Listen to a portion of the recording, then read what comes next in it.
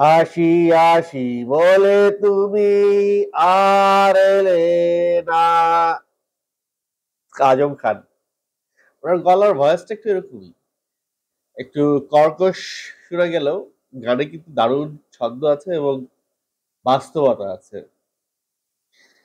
ওনার এই গানটার এই লাইনটা আমার খুব মনে পড়ছে এই মুহূর্তে, কারণ বরবাদের ট্রেলার আসছে না।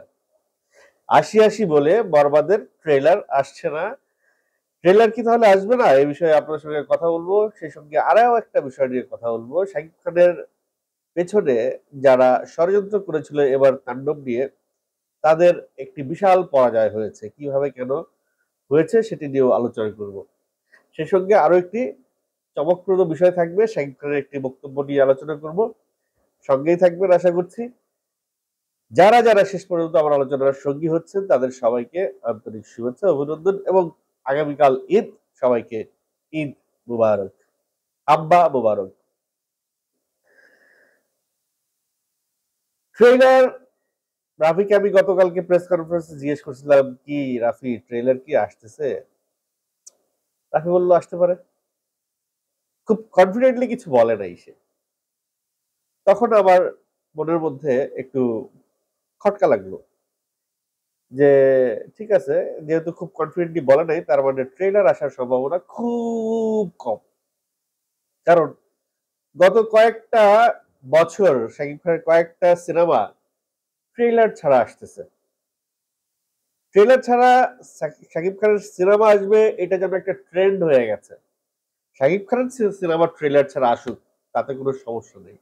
কিন্তু শাকিব খানের সঙ্গে যে আরো ৬টি সিনেমা আছে তাদের মধ্যেও কিছু কিছু সিনেমা ট্রেলার ছাড়া আসতেছে। তারা কি শাকিব খানকে ফলো করছে, না শাকিব খানের সিনেমাকে ফলো করছে, না রায়হান রাফির মার্কেটিং পলিসিটা ফলো করছে? এটা আমি বুঝতে পারছি না। সম্ভবত তারা রায়হান রাফির মার্কেটিং স্ট্র্যাটেজিটা ফলো করছে। যদি তাদেরকে এখন প্রশ্ন করি, কি ভাই আপনার সিনেমার ট্রেলার কই, তাহলে তারা আমাকে উল্টা প্রশ্ন করবে, কেন এই প্রশ্ন রায়হান রাফির যে জিজ্ঞেস করেন তার সিনেমার ট্রেলার কই, এই প্রশ্ন শাকিব খানের যে জিজ্ঞেস করেন তার সিনেমার ট্রেলার কই। আরে ভাই, শাকিব খানের সিনেমা আসতেছে এটাই তো যথেষ্ট। শাকিব খানের সিনেমার কি ট্রেলার লাগে? হ্যাঁ, ট্রেলার দিলে একটা আলাদা হাইপ তৈরি হইতো, একটা আলাদা মানে বিষয় হইতো। তাহলে তাহলে কেন ট্রেলার দিল না? দেখেন, কালকে ঈদ, কালকেই তো সিনেমা রিলিজ, কালকেই তো হলে যেয়ে আপনার সিনেমা দেখবেন। আর আজকে সবাই যাবে গরু কিনতে, গরু নিয়ে ব্যস্ত। এখন ট্রেলার দিয়ে কি আর কোনো ফায়দা আছে? এখন ট্রেলার দেওয়াও যা, না দেওয়া তা। তা আমার মনে হয় ট্রেলার এই কারণে এখন আর দিবে না। ট্রেলারের আশা বাদ দেন, হলে গিয়ে ডাইরেক্ট সিনেমাটাই দেখেন। এবার ঈদে ছয় ছয় খানা সিনেমা আসতেছে। তাণ্ডব, ইনসাফ, এশা মার্ডার, নীলচক্র, টগর, উৎসব। এখন তাণ্ডবের পরে আমি শিওর আপনারা সবাই ইনসাফকে রাখবেন, কিন্তু আমি ভাই তাণ্ডবের পরে রাখবো উৎসবকে। আপনারা উৎসবের ট্রেলারটা এখনো দেখেন নাই, যারা যারা দেখেন নাই দেখে নিন। উৎসবের ট্রেলার নিয়ে আমি একটু পরে রিভিউটা দেব এই কন্টেন্টের পরে। তবে ইনসাফও আমার কাছে খুব ভালো লেগেছে। ওদের প্রচার পাবলিসিটিতে যা যা দেখাইছে, পাবলিসিটি এলিমেন্টস গুলো আমার ভালো লেগেছে। এবারে ঈদটা বেসিক্যালি লড়াই হবে তাসনিয়া ফারিন আর সাবিলা নূরের। সেটি নিয়েও আর একটা কন্টেন্ট আসতেছে খুব শিগগিরই। সাবিলা নূর আমার কাছে মনে হয়েছে সে সে রাজকপাল নিয়ে সিনেমায় আসছে। কারণ শাকিব খানের সঙ্গে তার প্রথম সিনেমা। শাকিব খানের সঙ্গে প্রথম সিনেমা যদি কেউ শুরু করে, তাহলে এটা এরপরে আর তার কিছু আর তার কোনো ইন্ট্রোডাকশন দরকার হয় না, তার কোনো পাবলিসিটি দরকার হয় না, প্রচার প্রচারণার দরকার হয় না। সাবিলা নূর এর সবচেয়ে বড় সাইনবোর্ড হচ্ছে শাকিব খান। এখন ও কথা বলছিলাম ট্রেলার নিয়ে। যাই হোক, তো ট্রেলারটা আমি 100% শিওর ট্রেলার আসবে না, কারণ রায়হান রাফির ওয়ালে কোনো আর ইয়ে নাই, পূর্বাভাস নাই। কারণ তারা যখন কোনো কিছু দেয়, সেইটা দেওয়ার মিনিমাম ৫-৬ ঘন্টা আগে একটা স্ট্যাটাস দিবে, একটা পূর্বাভাস দিবে, একটা কিছু থাকবে, একটা কিছু সাইন তো থাকবে যে ট্রেলার আসার। তবে মহেন্দ্র সোনি যেভাবে বলছিল রাখেন রাফিকে, চলেন এবার ট্রেলারটা রেডি করি, তাতে আমরা ধরে নিয়েছিলাম যে এইবার বোধহয় শাকিব খানের সিনেমার ট্রেলারটা পেতে যাচ্ছি। কিন্তু এই ট্রেলারবিহীন এবং প্রচারণাবিহীন তাণ্ডব কতটা হাইপ ওয়ার্ল্ড ওয়াইড তুলতে পেরেছে এটা কিন্তু এখন প্রশ্নবিদ্ধ। এভাবে এত বড় একটা ছবি, এত বড় বাজেটের একটা ছবি এইভাবে এত ছোট প্রচারণা দিয়ে শেষ করে দিবে, এটা কখনোই কাম্য নয়। আমরা শাকিব খানের সিনেমা রিলিজের পরে যেভাবে উৎসব হিসেবে পালন করি, শাকিব খানের সিনেমা রিলিজের আগেও এক মাসে উৎসব হিসেবে পালন করি। তো আগের যে উৎসব, সেই উৎসবটা থেকে আমরা বঞ্চিত হতে চাই না। আমরা সেই উৎসবটা উদযাপন করতে চাই। ভবিষ্যতে শাকিব খানের সিনেমা ট্রেলার ছাড়া যদি আসে, সে যেই নিয়ে আসুক তাকে কিন্তু আমি ধুয়ে দিব, একেবারে সাবান ছাড়া ওয়াশ করে দিব। আমি তো করবই, আপনার অন্যান্য যারা কন্টেন্ট ক্রিয়েটর আছে তারা কি করবেন আমি জানি না। এত বড় একটা সিনেমা ওয়ার্ল্ডের বিভিন্ন দেশে বড় বড় বাজেটের সিনেমার ট্রেলার 1 মাস 1.5 মাস আগে চলে আসে, আর আমাদের দেশে ট্রেলারই আসে না। মামা বাড়ির খেলা, মামা বাড়ি এটা মানিয়ে নিব, এটা মানা যায়? এইবার মাইনে নিলাম। এবার পরিস্থিতিটা একটু অন্যরকম ছিল, মেনে নিতে হবে। এই অন্যরকম পরিস্থিতি কি ছিল সবই জানেন, ওই বিষয়ে আলাপ করতে চাই না। ট্রেলার আসুক না আসুক, সিনেমা তো ভাই ফার্স্ট ডে ফার্স্ট শো আমার দেখতেই হবে। তাণ্ডব। আপনারা কে ফার্স্ট ডে ফার্স্ট শো দেখবেন কমেন্ট করে জানায় যাবেন। আর একটা যে বিষয় নিয়ে আলোচনা করতে চেয়েছিলাম, যে শাকিব খানের সিনেমা প্রতিবারই যেন আটকে যায়, সেই কারণে একটা একটা একটা টিম আছে, একটা দল আছে, এরা তাদের জান প্রাণ দিয়ে চেষ্টা করে, ষড়যন্ত্র করে যে ঈদে যেন শাকিব খানের সিনেমাটা আটকায় যায়। কারণ কি রে ভাই, আপনাদের সমস্যাটা কি? নিজে করতে পারেন না, আরেকজনও করতে দিবেন না? কি একটা মামাবাড়ির আবদার যে বিদেশে শুটিং এর বাংলাদেশি পুরো রীতিমালা মানা হয়নি তাণ্ডব, তাই তাণ্ডব আসতে দেয়া যাবে না। হ্যাঁ, মামাবাড়ির আবদার, তাণ্ডব আসতে দেয়া যাবে না। আরে এই ঈদে তাণ্ডব যদি না আসতো, কেউ সিনেমা হলে যাইতো? পুরো একটা ঈদ মাটি করে দেওয়ার পরিকল্পনা করছে। শুধু শাহিদ খানের সিনেমার পেছনে যে যারা লাগছে তা না, তারা পুরা বাংলাদেশের চলচ্চিত্র ইন্ডাস্ট্রিকে ধ্বংস করে দেওয়ার একটা পায়তারা ওদের। এই যে সমিতিগুলা, এফডিসিতে 18টা সংগঠন, এদের কাজ কি? What is their work? তাদের অ্যাম্বিশন কি? তাদের উদ্দেশ্য কি? তারা কেমনে খায়, কি করে? তারা এই 18 সংগঠন বসে বসে কি আঙুল চুষতেছে? এই যে শাকিব খানের সিনেমা নিয়ে এত ষড়যন্ত্র হয়, চলচ্চিত্র শিল্পী সমিতি কখনো এর স্ট্যাটাস দিয়ে যাচ্ছে? এর বিরুদ্ধে কোনো প্রতিবাদ লিপি দিয়েছে? এই যে 18টা সংগঠনের মধ্যে 2টা বা 3টা সংগঠন আইসা দাঁড়ায়, বিরুদ্ধে দাঁড়ায়, অন্যান্য সংগঠনগুলো কি কোনো কথা বলেছে?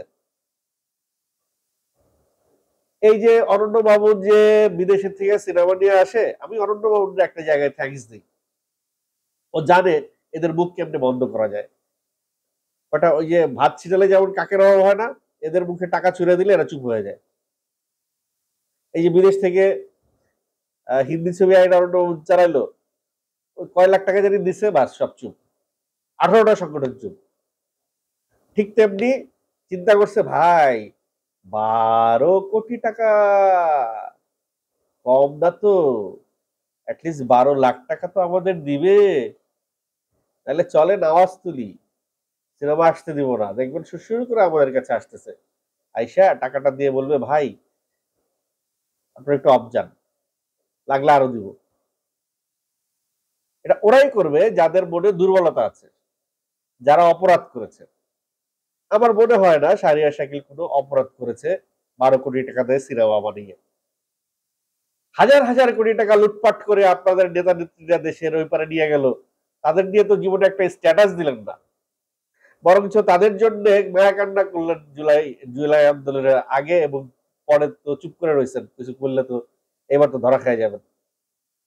সেই বিষয়ে আমি যাইতে চাই না, আপনাদের মুখোশ উন্মোচন করতে চাই না, আপনারা কে কিভাবে কোন জায়গায় দাঁড়িয়ে কি কথা কি কাজ করেছেন সেটি নিয়ে কথা বলতে চাই না। শুধু এটুকু বলতে চাই, মাসুদ ভালো হয়ে যাও। ভালো হয়ে যাও মাসুদ, শাকিব খানের সিনেমার পিছনে আর লাইগো না।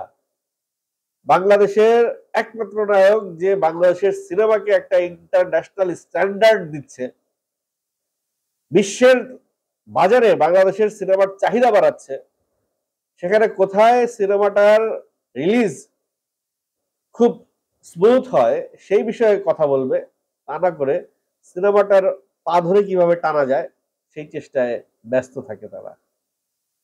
একেবারে উচিত জবাব, একেবারে উচিত জবাব। পুরা ধরা খাইয়া সরা হয়ে গেছে। অনেক চেষ্টা করছিল, পারে নাই, পারবেও না।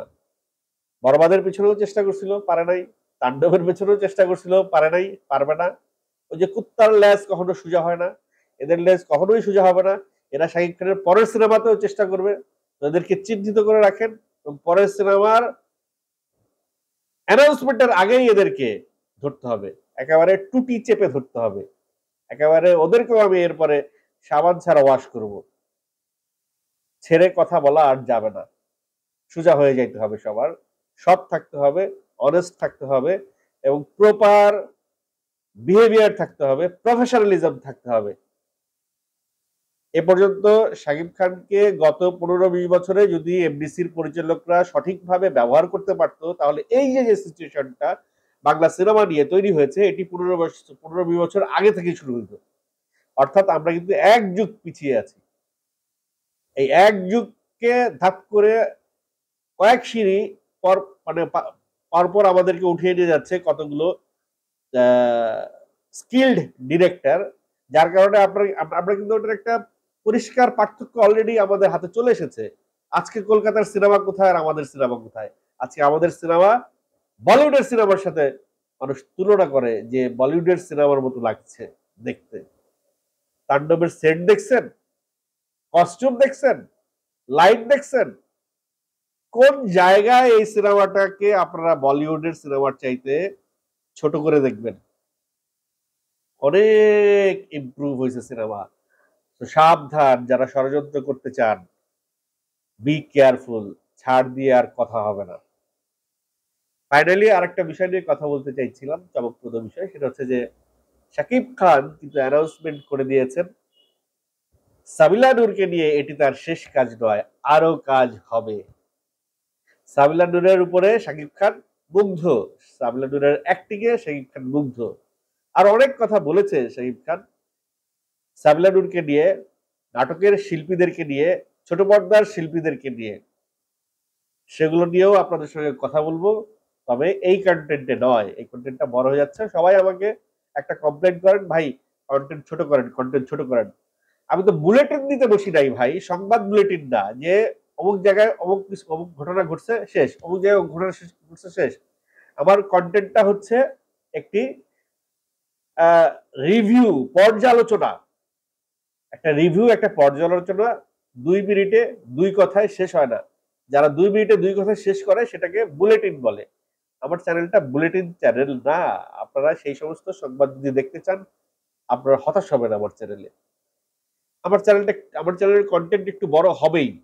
যারা এটা মেনে নিয়ে কন্টেন্ট দেখতে পারেন, তারা এই চ্যানেলের কন্টেন্ট দেখে মজা পাবেন।